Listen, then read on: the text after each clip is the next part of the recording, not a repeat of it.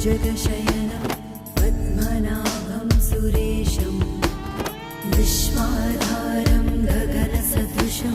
मेघवर्णं शुभाङ्गं लक्ष्मीकान्तं कमलनयनं योगिहृद्ध्यानगम्यं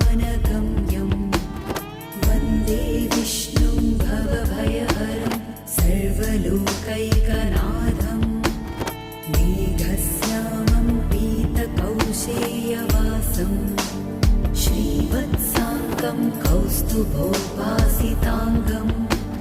पुण्योपेतं पुण्डरीकायताक्षं विष्णुं वन्दे सर्वलोकैकनाथं